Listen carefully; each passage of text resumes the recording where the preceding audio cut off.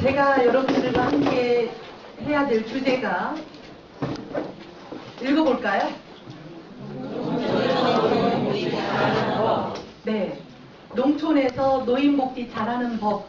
물론 이 주제만을 듣기 위해서 이 자리에 오신 건 아닐 줄로 압니다만 저하고 함께 만난 이 자리에서 이 주제에 맞는 같은 고민 또 저의 작은 경험들이 여러분이 이 중에 지금 한 50여 명이 계시는 것 같은데요. 50여 명 중에 농촌에서 꼭 노인복지를 참 잘 해보고 싶다라고 하신 분이 있으면 저의 경험이 좋은 기회가 될 수 있다는 생각이 들고요.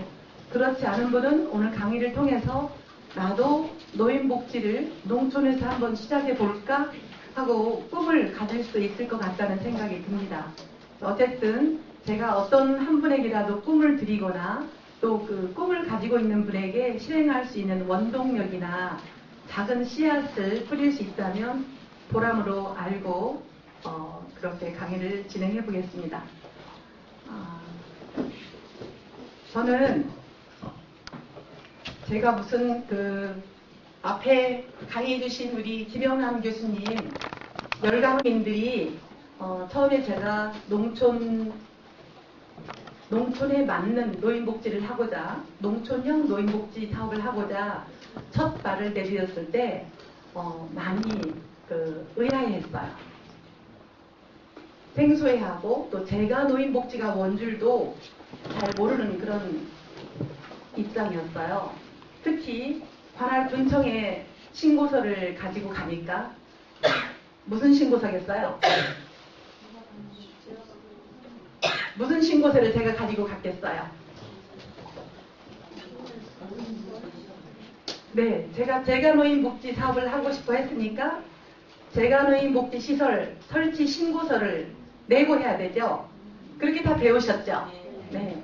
그래서 저는 배운 대로 실천하기 위해서 갔더니 원장님 이걸 왜 내시려고 합니까? 이걸 낼 필요가 있을까요? 이게 무슨 사업인 줄도 모르는데요. 라고 했습니다. 그래서 제가 바로 노인복지법 제28조, 29조 다 복사해가지고 가서 형광펜으로 밑줄 그어서 가서 설명했어요. 우리나라 사회복지사업법 그리고 노인복지법상에 이렇게 분명하게 있습니다. 그리고 저는 대학에서 배운 대로 실천하고 싶습니다. 지원도 못하는데 개인시설은요. 그렇게 됐던 그 다음 말이 그랬어요. 지원 못해도 괜찮습니다. 제가 하고 싶어서 하는 일이니까 신고만 받아주세요. 그때는 신고제였죠. 허가제에서 이제 신고제로 전환됐던 시기니까 그렇게 해서 시작된 노인복지 사업을 지역민과 더불어 지역민 안에는 이제 뒤에 소개할 후원, 자원봉사자 이런 무궁무진한 자원들이 지역 안에서 지역민 안에서 발굴됐기 때문에 저는 이제 지역민과 함께 하는 농촌형 노인복지 사업이라고 소재를 걸었고요. 거기에서 우리가 살펴봐야 될 것이 가장 중요한 차관점은 교재에 이미 집필됐듯이 지역조사입니다. 지역조사를 왜 하겠습니까? 지역조사를 왜 해요? 욕구를 알아요. 그렇죠. 욕구. 누구세요? 손 한번 들어주세요. 참 마음에 들어요. 네. 네, 욕구를 알아야 됩니다. 사회복지인들은 상대의, 즉 클라이언트의 욕구를 모르고서는 자기중심적 사회복지를 실천할 수가 있어요. 그래서 상대, 클라이언트의 욕구를 알아야 되기 때문에 여기서 지역에서 상대라는 건 제가 노인 대상 어르신들이 되겠죠. 그 어르신들이 진정으로 원하는 복지 욕구가 무엇인지 앞서서 김영남 교수님이 영문학을 전공하셨다 했어요. 아마 그렇게 밝히면 좀 더 친교가 있을 것 같은 느낌을 뒤에서 받았습니다. 저는 진료학번이고요. 사회복지학을 전공했고 또 계속 사회복지만 했어요. 줄기차게. 그래서 대학도 학부도 사회복지, 석박사 과정도 사회복지 이렇게 하면서 지금 여기까지 왔는데 그 공부하는 동안 전 데모도 했어요. 언제 데모를 했는가 하면 여기 우리 직원도 사회복지사 한 명 와 있는데 2006년, 7년, 2007년인 것 같아요. 노인 장기 요양보험 제도 때문에 했고, 그 전에 사회복지사 처우 개선 문제 때문에 했어요. 근데 노인 장기 요양보험 제도가 시급하게 도입되는 것에 대해서 반기를 들고 싶었어요. 국회 통과시키기 전에. 그래서 여의도 광장에 우리 직원들 다 45인승 관광버스에 같이 타고 정말 전투하는 기분으로 국회 앞에 모여서 소리쳤건만 너무나도 미약한 소리였어요. 소리는 목소리 큰 사람이 2사람 있는 것보다도 목소리 작아도 200명 있는 게 훨씬 낫습니다. 그 파워의 힘이 달라지죠.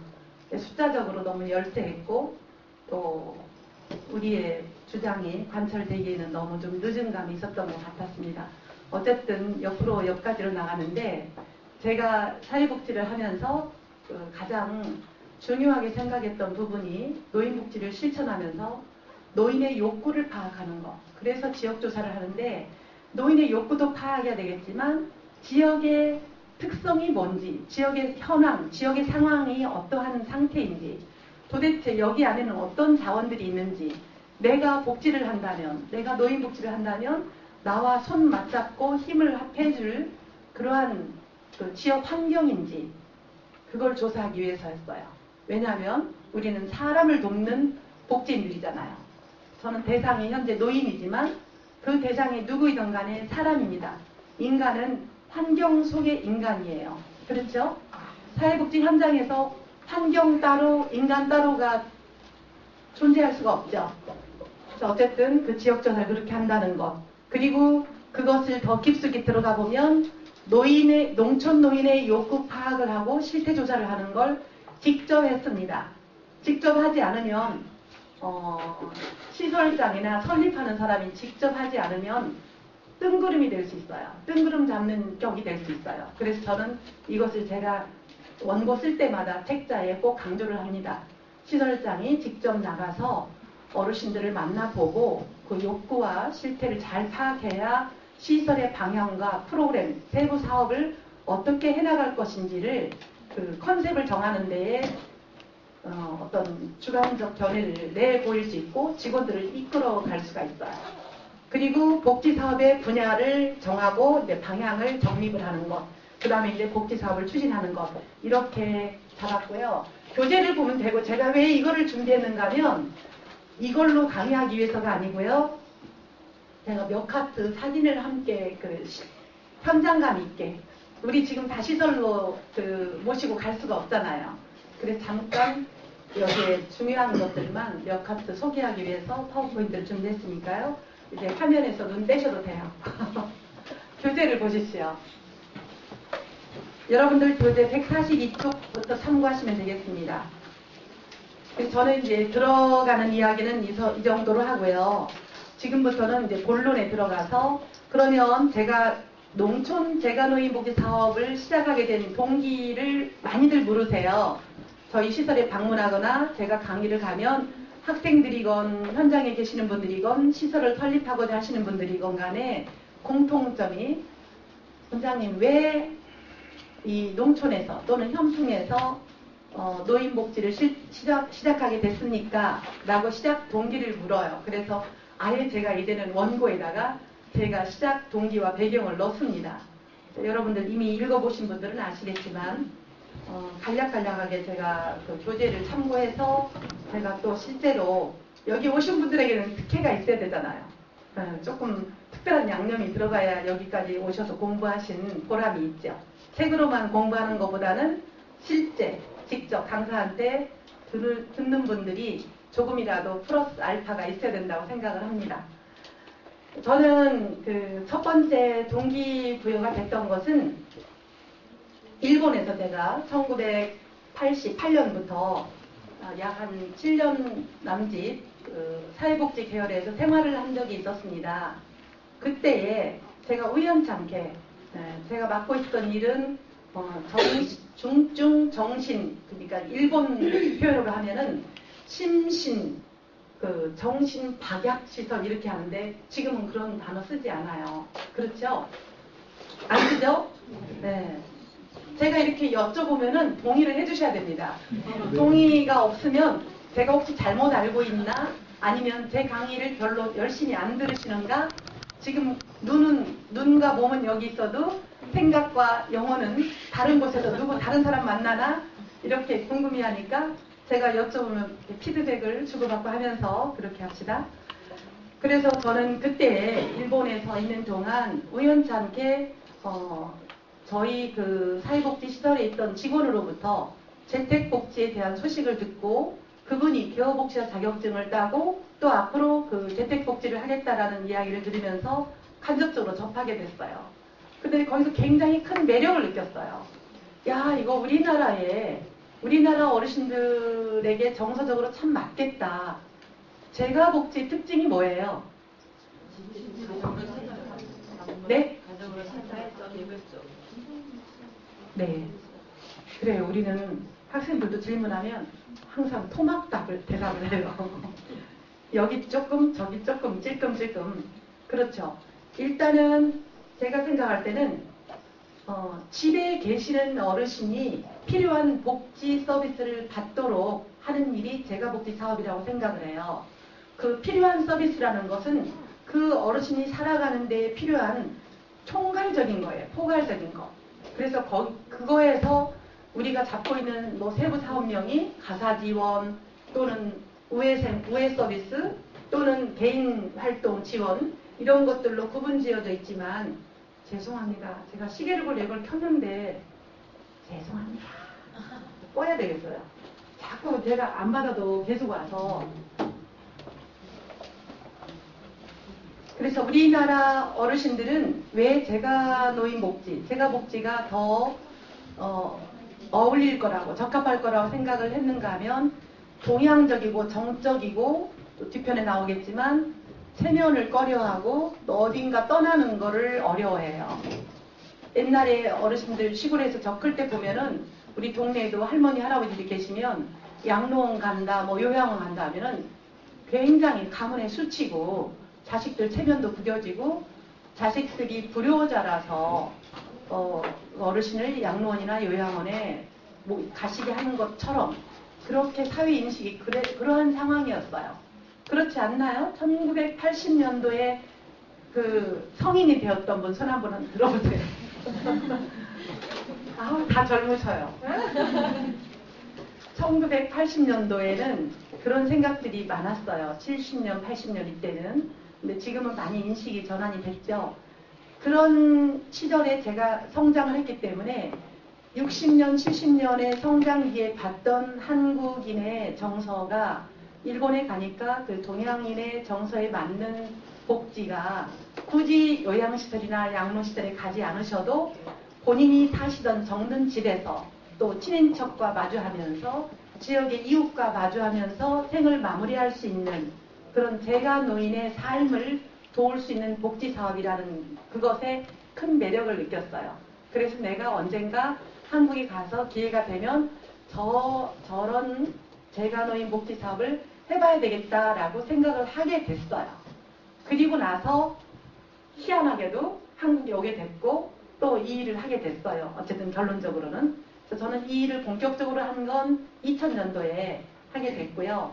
1995년에 제가 이 한국에 완전히 귀국을 해서 그 일을 이제 소록도에서 일을 하면서 그 일을 고흥군이 지금 전국의 초고령 1위예요. 고흥군이. 몇 퍼센트인가 혹시 아세요? 네? 고흥군이 최고 고령 사회라는데 어떻게 10이 나옵니까? 34%예요. 놀라셨죠? 네. 아마 제가 이야기하다가 통계가 좀 소개될지는 모르지만 고흥군이 최고 초고령사회로 고령사회 그 군 단위에서 1위예요. 상위권이에요. 그 다음이 경북 군위군, 그 다음에 의성군이 30.2%. 그래서 27% 이상 되는 군 단위가 20여 개가 넘어요. 그러면은 초고령사회예요. 초고령사회. 네, 노인 10명 있으면, 아니, 마을에 10명이 살면 3명은 누구예요? 노인이에요. 그런 사회에 또 특히 농촌일수록 그 고령화 속도가 빠르고 또 그렇게 될 수밖에 없는 것이 어떤 것 때문에 그래요? 교재 예습하신 분 다 나와요. 네? 누가 뭐라고 했는데 제가 놓쳤어요. 네.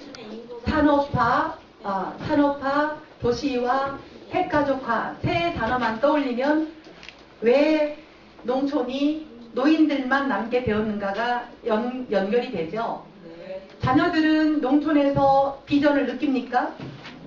못 느낍니다. 그러니까 청장년들이 이제 이농을 해요. 농촌을 떠나서 도시로 가는 거예요. 그리고 핵가족화 현상 때문에 자녀들이 여럿이 있으면 농촌에도 남을 수 있고 또 도시에도 갈 수 있지만 지금은 그런 상황이 아니다 보니까 농촌에 남는 분들은 어떤 분들이 유일하게 남습니까? 노인들만. 도시로 가고 싶어 하지 않기도 하고 도시로 가서 사는 것이 행복할 수 없는 분들. 차라리 농촌이 행복하다. 물론 농촌이 너무 좋아서 최근에는 농촌을 그리워하면서 자연을 그리워하면서 오히려 귀농하시는 분들도 있죠. 아니면 특별한 삶의 철학이나 실천을 하기 위해서 오히려 귀농하시는 분들도 있습니다. 그렇게 특별한 귀농 현상을 이야기하는 것이 아니라 일반적으로 지금 우리의 농촌은 노인들이 주로 남아 있어요. 그래서 30% 이상의 노인들만 계시는 곳이 있는데 제가 거기 고흥군에 있을 때 이 재가복지 사업을 했어요. 그때는 그냥 연습 삼아서 제가 하고 싶은 봉사활동 차원에서 몇몇 지서 마음 모아서 했던 것이 저에게 크나큰 경험이 됐어요. 그래서 결국은 지금 현재 시작했던 이 달성군 현풍면에서 그 첫 씨앗을 뿌리고 이제 그 뿌리를 어느 정도 내려서 조금 탄탄해진 느낌을 받고 있어요. 그렇지만 아직도 해야 될 일들이 참 많다고 생각을 하고요.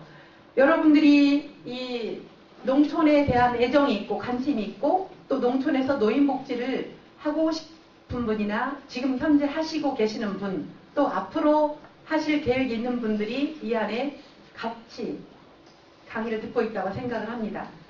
그래서 그 교재에 나와 있는 다른 여러 가지 이야기들 몇 년에 뭐가 어떻고 이런 것들은 제가 굳이 여기서 중요하게 다루지 않아도 여러분들이 읽으면 충분히 이해될 수 있는 글들이기 때문에 그런 것들은 조금씩 건너가겠습니다. 그래서 어쨌든 저는 그 한국에 와서 제가 재가노인 복지 사업을 일본에서 그 느꼈던 감동을 가지고 한번 실천해 보리라라고 마음 먹고 실제 들어와 보니까 우리나라에도 이 재가노인 복지 사업이 시작된 지 몇몇 되지 않은 그런 태동기 또는 그 초창기에 머무는 그런 상황이었어요. 그래서 지금까지 그 초창기의 멤버들과 함께 한국의 재가노인 복지 사업을 위해서 제가 미력이나마 있는 열정을 함께하고 또 우리 시설 운영에도 도움이 되지만 저와 함께하는 동력자들 한국의 재가노인들을 사랑하고 또 재가노인 복지 사업을 발전시키고자 함께하는 동지들과 뜻을 같이 하면서 현재는 한국 재가노인복지협회 들어오셨어요? 네. 거기에 이사로 있다가 얼마 전에 부회장을 맡게 됐습니다. 그건 이제 여담으로 흘렸고요. 지금 제가 왜 제가 재가노인 복지 사업을 하게 됐는가라는 시작 동기와 배경을 잠깐 설명을 했고요. 그 근원적인 건 제가 가톨릭 신앙인이에요. 그런데 하느님께서 저에게 그 일본에서 줬던 그 감동을 한국에 와서 하고 싶다라는 저의 마음에, 저 가슴에 그 복지의 씨앗을 심어주셨어요. 그래서 한국에 와서 정말 그걸 하기 위해서 노력을 많이 했고 또 고생도 많이 했습니다. 네, 고생을 했지만 굉장히 보람 있는 고생이기 때문에 여러분들이 저보다도 훨씬 더 잘하실 수 있는 시대이고 또 제가 겪었던 그런 고행들이 저보다 늦게 시작하는 분들에게는 참고가 되어서 덜 고생하시도록 저는 이제 저희 카페에서도 나누고 저희 기관에 방문하는 많은 그 시설을 설치하고자 하는 분들에게도 나누고 또 이렇게 한국복지교육원에서 저를 수시로 불러서 강의를 해서 뭐 인터넷 강의도 하고 그 광주대학에 가서 여러 차례 농촌복지나 노인복지 아카데미 또 노인복지 설립 노인복지 시설 설립과 운영 뭐 기타 등등 여러 번 강의를 해서 아마 제 강의를 여기서 혹시라도 들었던 사람도 있을 거고 인터넷에서 아니면 처음 듣는 분들도 계실 텐데 일단은 제가 그 소록도에서 체험했던 제 나름대로의 제가복지가 지금 현재까지 이어져 오고 있습니다. 그때는 저는 공부를 했어도 이 제가복지에 대해서 따로 배워본 적이 없었어요. 학교에서는. 왜냐하면 이게 뭐랄까 신규 프로젝트랄까 새로운 사업이다 보니까 역사성이 작고 하니까 교재에 없었고 또 구체화된 것이 없었어요. 이제 그 이후에 제가 공부 마치고 난 다음에 문헌에 나오기 시작하고 논문이 나오기 시작하고 이렇게 돼서 제가노인복지 사업이라는 것이 이제 우리나라에 1000개가 넘죠. 그리고 제가 장기 요양 기간까지 합한다면 몇 개나 되는 것 같아요? 혹시 관심 있어서 아시는 분? 잘 모르세요? 저희 한국 제가노인복지협회에서 보건복지부와 함께 조사한 자료에 의하면 우리 노인복지법에 의해서 노인복지 사업을 하다가 제가 장기 요양기관으로 추가 지정받은 데는 약 2,700개입니다. 그러나 노인복지법상에 제가 노인복지 사업이 아닌 뭐겠어요? 무슨 법이 또 생겼어요?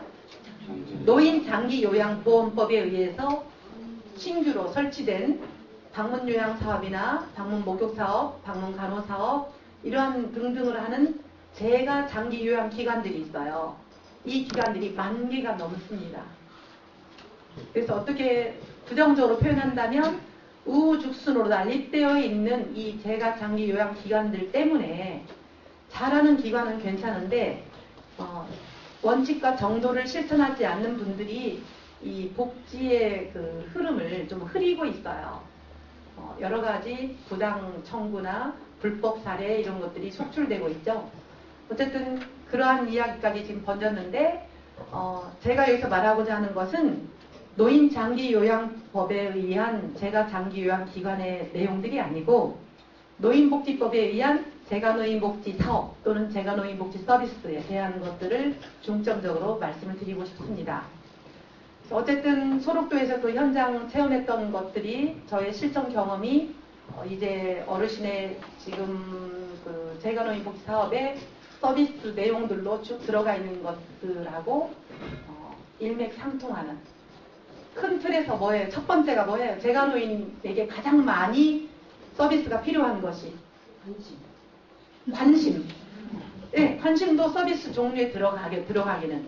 그러나 제가노인복지 사업의 3대 축으로 일컬어지고 있는 3대 서비스 지원 활동이 뭐가 있어요?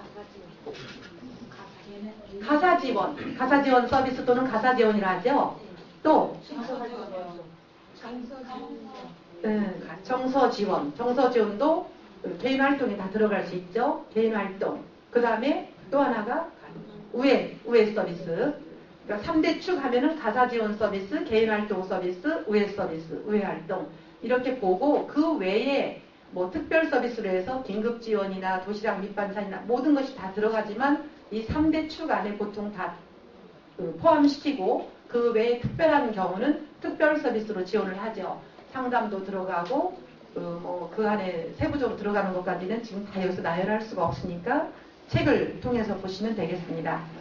그 다음에 이제 농촌에 그럼 왜 농촌에서 이렇게 시작을 했고 또 그 배경을 좀 더 깊이 들어가기 위해서는 농촌을 매력적으로 복지의 수요지로 높다라고 판단을 제가 했으니까 농촌에서 뿌리를 내렸겠죠.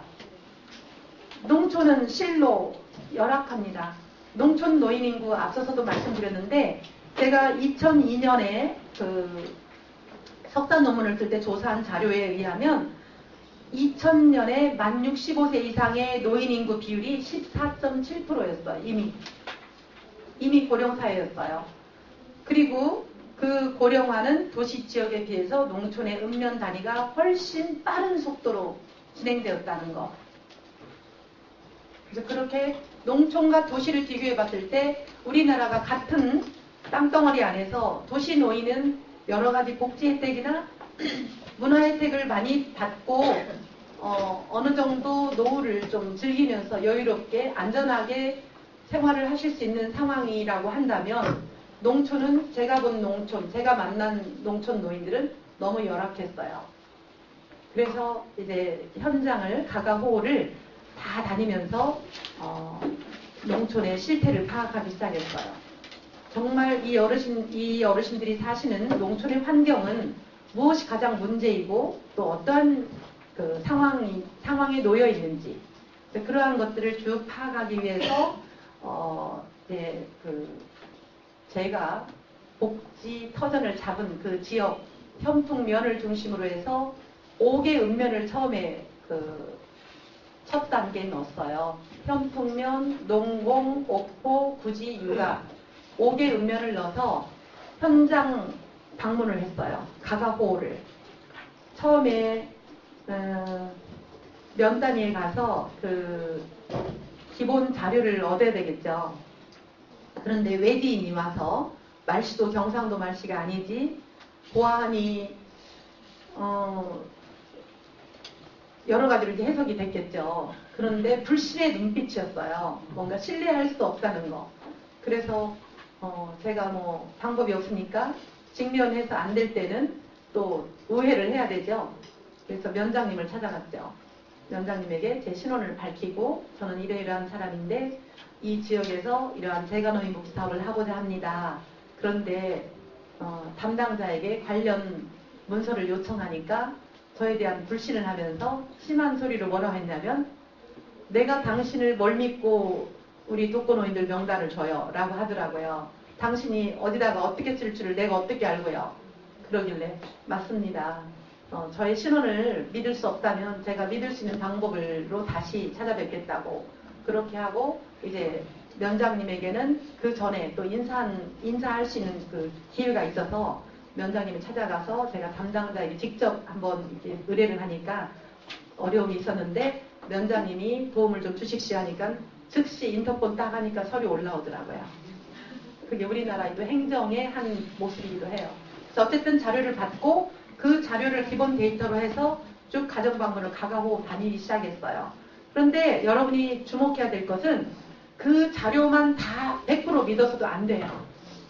우리나라의 행정이 퍼펙트하게 완전하게 원활하게 다 이루어지는 부분이 아닐 수도 있기 때문에 제가 경험한 것으로는 그 다녀본 결과 정말 제가 도와야 될 분들이 누락된 것도 있었고 정말 제가 돕지 않아도 되는 분들이 그 국민기초생활수급권자 명단에 있었어요. 저는 주로 기초생활수급권 어르신으로서 독거노인으로서 거동이 불편하거나 심신이 허약한 복지의 대상자, 제가 돌봐야 될 보살핌이 필요한 어르신이라고 판단되는 분들만 선정을 했어요. 200여 세대를 돌면서 맨 먼저 13명을 주간보호 어르신들로 선정을 했어요. 그래서 그때는 이제 화면 보면은 옛날 집도 나오지만 그 옛날 집에서 13명을 모시고 주간보호 사업을 맨 먼저 하게 됐어요. 그 하게 된 것도 제가 임의대로 한 게 아니라 욕구가 낮 시간에 집에서 어르신들이 잠만 주무시거나 몸이 허약하니까 어디 거동을 제대로 못 하시고 밥도 제대로 못 드시니까 하루에 한 끼로 그냥 버티고 밥도 그 메뉴를 보니까 직접 그 식사하실 때 찾아가서 일부러 봤어요. 이 옛날 혼자 쓰는 둥근 상 있죠. 다리 이렇게 3개 달리고 그 상에 밥 한 그릇 가득 있고 반찬, 간장이나 김치 하나 있어요. 다른 거 없었어요. 저는 살면서 그렇게 밥 먹는 모습을 한 번도 본 적이 없었기 때문에 저한테는 충격이었어요. 그래서 이 어르신들에게 영양이 섭취될 수 있도록 밥을 제대로 드려야 되겠구나. 그걸 파악을 했고, 또 어르신의 환경을 보니까 낮 시간에 그 밀폐된 조그만한 그 판잣집 같이 쓰러지는 그 운방집 같은 방에서 24시간을 지내야 되는 것이 통풍도 안 되고 비위생적이고, 이분이 새로워질 수 있는 그 기회들이 전혀 없겠구나. 어떻게 하면 이분을 조금 새로운 기운을 얻어드릴 수 있을까. 그래서 그분을 주간보호센터에 모시고 오면 넓고 좀 더 쾌적하고, 또 친구들을 만나고 프로그램이 있고 씻을 수 있고 잡수실 수 있고 웃을 수 있고 이야기할 수 있는 이러한 것들이 채워져야 되겠다.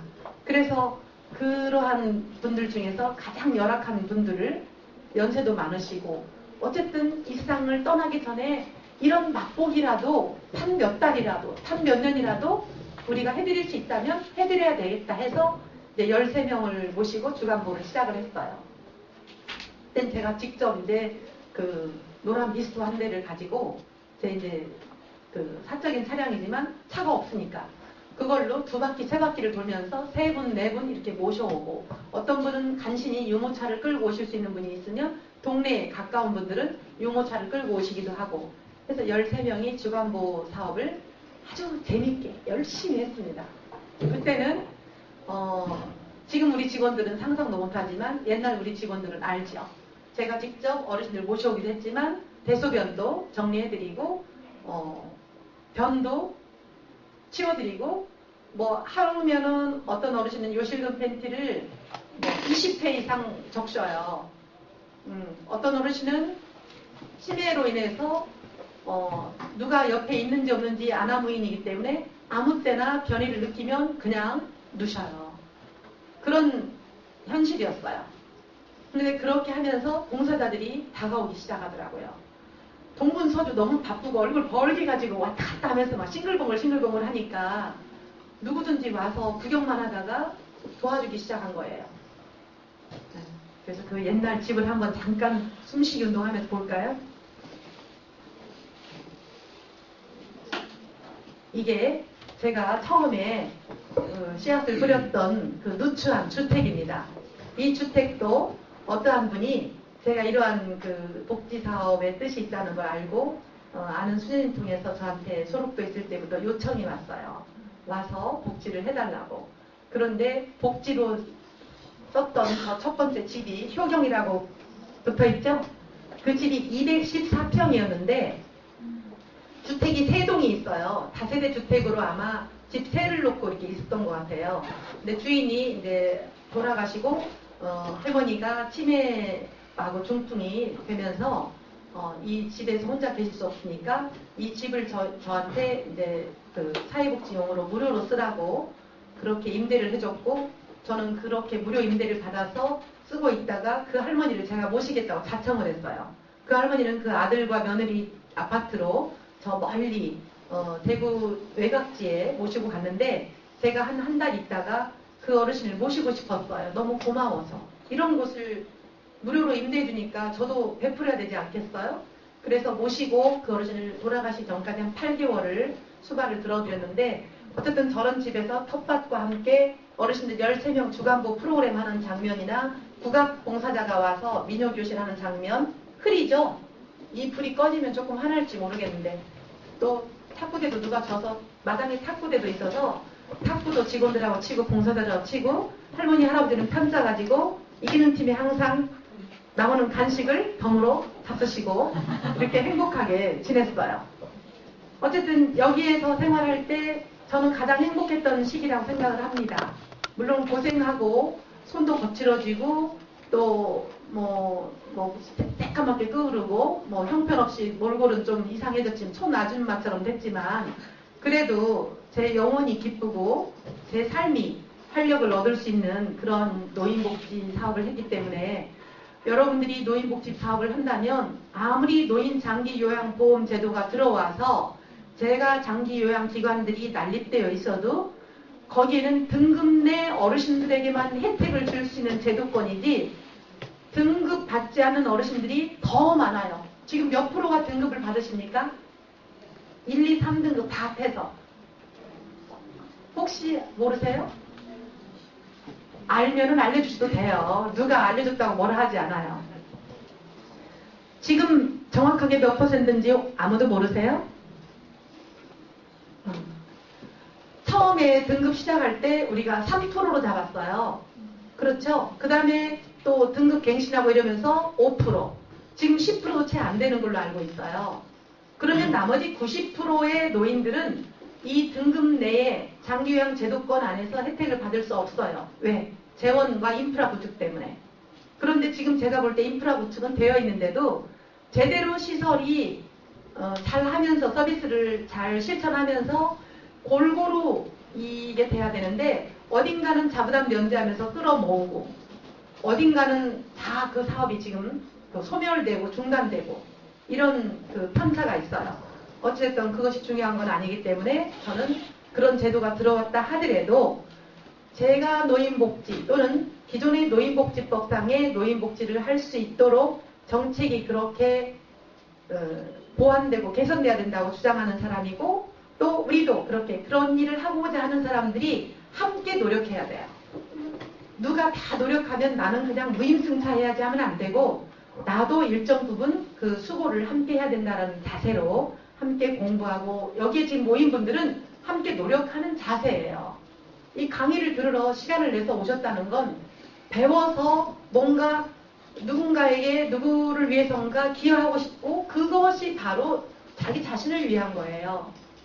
근데 투자 없이 소득이 있을 수 없잖아요. 투자는 뭐예요? 희생이에요. 헌신.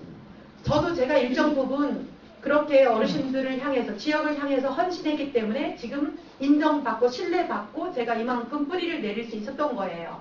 그래서 지역민과 함께 노인복지 사업을 농촌에서 했다라고 말씀을 드렸던 겁니다. 어쨌든 앞으로 다시 돌아가서 그래서 제가 주간보호 프로그램을 했고요. 그 다음에 2001년 그 다음에 2003년에 그 200명 이상 돌아다니면서 그 현장을 봤는데 제 힘이 주간보호와 똑같이 함께 시작할 수는 없었어요. 그러면 가장 어르신한테 절실하고 필요한 것이 더 시급한 것이 뭐냐?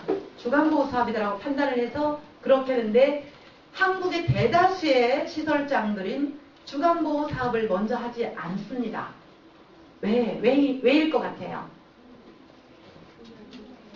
돈이 안 됩니다.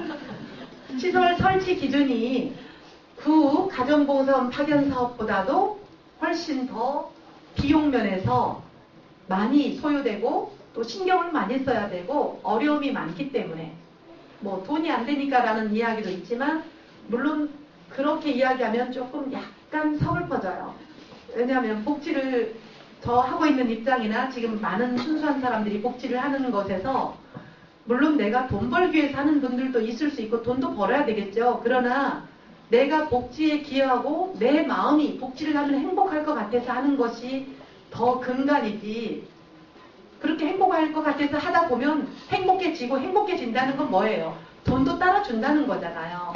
그러나 일반적인 뭐 장사나 이런 것처럼 영리 목적으로 돈을 벌기 위해서 한다면 저는 복지를 접으시라고 말씀드리고 싶어요. 네, 복지는 내가 도와야 될 복지 대상자를 도우면서 그렇게 헌신하고 투신했을 때 반대급부로 그 행복이나 성취감이 기쁨이 메아리로 다가옵니다. 돌아옵니다. 제 경험으로. 그래서 저는 2001년에 이 주간보호 사업을 하고 제가 가정봉사원 파견 사업을 하지 못한 채 한 3년을 다른 인근의 다른 복지관이나 다른 시설에서 하도록 권유를 여러 차례 했어요. 그럼에도 불구하고 모두 별로 할 의욕을 갖지 않았어요. 그래서 3년 만에 제가 다시 가정봉사원 파견 사업을 하면서 167명까지 어르신들을 돌봤어요. 지금은 우리가 그 센터를 두 개로 분가를 해서 한쪽 센터에서 한 100여 명, 또 한쪽 센터에서 한 80여 명 해서 그 어르신들을 지속적으로 돌봐드리고 돌아가시고 또 새로운 어르신 발굴하고 이렇게 해서 연속적으로 하고 있는데 그렇게 하면서 이제 가정보험 파견 사업 이야기도 교재에 나오지만 또 따로 소개해 드릴게요. 세 번째는 또 뭐를 했냐면요. 이거는 시대의 흐름이 요구했던 거예요. 제가 이것을 하려고 계획한 건 아니고요. 제가 일본 노인복지에 대해서 이제 그 문헌을 통해서 보거나 또 일본에서 오래 살았고 또 일본을 수시로 가고 하니까 그런 정보들을 접하면서 아, 우리도 통합 서비스가 필요하다. 이게 뭔가 원스톱 체제로 됐으면 좋겠다. 어디에서 복지 서비스가 나갔는데 또 우리도 가보니까 또 중복되고 또 어디서 중복되는데 어떤 어르신은 아무도 복지 서비스를 안 해주더라. 그러니까 서비스의 중복과 누락 현상을 느끼면서 갈등을 하기 시작했어요. 어떻게 하면 이러한 문제점들을 해결할 수 있을까? 그러니까 항상 뭔가 문제를 느낄 때 그 문제를 해결하고자 하는 그 충동을 느끼는 것 같아요. 그리고 그거를 해결해 줘야만이 마음이 이제 편안해지는 거예요. 그래서 이것도 참 심각한 문제인데 아무리 복지가 안 하고 팩스로 주고받고 대상자 그 서비스 현황을 교환을 해도 원활하게 되질 않아요. 그리고 가끔 또 그 갈등이 좀 마찰이 있을 때가 있고 실무자들끼리. 그래서 이런 고민을 한 3, 4년 하면서 5년 만에 제 나름대로 우리 직원들과 함께 우리가 이 독거노인에 대해서 원스톱 지원센터처럼 이렇게 한번 그 하나의 프로젝트를 만들어 보면 어떨까라고 구상을 하고 있는 참에 보건복지부 홈페이지를 저는 거의 매일 보는데요. 거기에 딱 떴어요. 각 시군구에 한 개소씩 독거노인 복지 서비스 원스톱 지원센터라는 것이 설치된다고. 그래서 저는 거기서 바로 이거 우리가 해야 된다 생각을 하고 그 계획했던 것들을 수정보안해서 다운로드 받아가지고 수정보안해서 바로 군에 가지고 가서 복지과 과장님을 만났어요.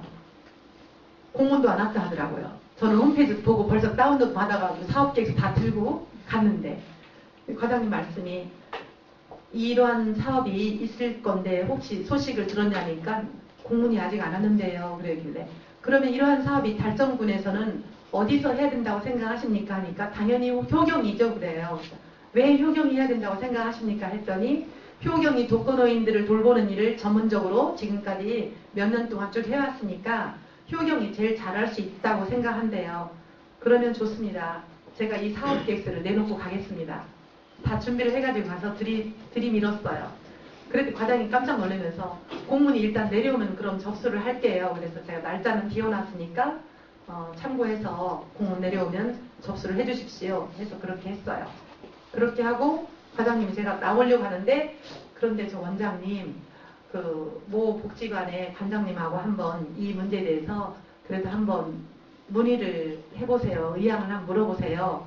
라고 하길래 바로 제가 관장님을 만나서 관장님이 이러이러한 사업이 지금 이제 복지부에서 추진하고 있는데 제가 생각할 때는 혹시 관장님이 따로 복지관에서 할 생각이 아니시라면 저희가 하고 싶고 또 군에서도 저희가 잘할 수 있을 것 같다고 하는데 의향이 어떠십니까? 했더니 아이고 당연히 원장님 내가 해야죠 라고 말씀을 해주셔서 저희가 이제 힘차게 시작을 했던 것이 지금까지 이어져 내려오고 있어요.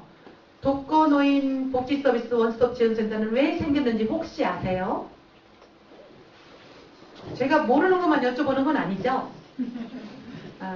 아셔도 대답을 안 하시는 분도 계실 텐데 우리나라에 이 사업이 시작된 건 왜 됐는가 하면 뉴스에서 여러분들 덜어 접한 기억이 날 겁니다. 몇 년 전에 독거노인이 돌아가신 지 사체가 한 달 만에 발견된 사건, 일주일 만에 발견된 사건, 독거노인이 여러 가지 사건, 사고에 휘말려서 피해를 당한 사례들이 속속 보도되었습니다. 2004년, 2005년, 2006년. 그래서 2006년에 그 심각성을 국가에서 이제 정책을 입안을 한 거예요. 그게 바로 이제 독거노인들의 돌아가 계신 상태에서 그냥 방치가 안 되도록 독거노인의 안전을 확인하고 그 어르신이 필요한 생활에서 필요한 교육들을 생활 지도를 하고 생활 관리를 하고 그 다음에 그 어르신이 필요한 서비스가 있다면 그 서비스를 연계해서 혹여 중복되거나 누락되는 서비스가 있다면 그 원스톱 지원센터라는 기관이 센터에서 사회복지사가 조정해주는 코디네이터 할 수 있는 이런 시스템으로 이 원스톱 지원센터가 각 시군구에 하나씩, 군구에 하나씩 그래서 그 달성군에는 저희가 위탁을 받은 거예요. 저희 법인이. 그리고 그 다음에는 또 이제 제가 문제의식을 느끼는 거예요. 주간보호도 해보고, 가정보호사원 파견사업도 해보고, 독거노인 원스톱 지원센터도 해보니까, 우리 어르신들이 이 서비스를 주간보호에 받고, 뭐 가정보호사원 받고 이렇게 있다가, 심하게 아프시니까 저희한테 의지하고 싶은데 모실 곳이 없어요. 24시간 돌봐드릴 곳이 없어요. 그리고 주간보호에 나오셨는데 모셔다 드리려고 하니까 어르신이 너무 심하게 아프셔요. 근데 어르신을 독방에 계시게 하고 돌아올 수가 없어요. 발걸음이 안 떨어져요. 그래서 모시고 제 방으로도 모시고 온 적도 있고 병원에 모셔다 드린 적도 있고 그래요. 그래서 그러한 경험들이, 아픔들이 어떻게 하면 내가 이 어르신을 돌아가실 때까지 좀 더 안정되게 책임져 줄 수 있을까, 보호해 드릴 수 있을까. 그래서 부지런히 토론회와 이런 세미나와 워크숍과 모든 것에 쫓아다니면서 발표를 하기 시작했어요. 건의를 하기 시작했어요. 농촌은 이러한 현실입니다. 농촌에는 통합 서비스가 필요하고 농촌에는 주간보호 이용하시다가 가정봉선 그 서비스 대상자로 이용하시다가 어르신이 좀 더 안전한 보호를 받으셔야 될 상황에 그렇게 될 수 없는 여건입니다. 농촌에는 그렇게 노인복지시설이 많지 않아요. 자료 보시면 아시겠지만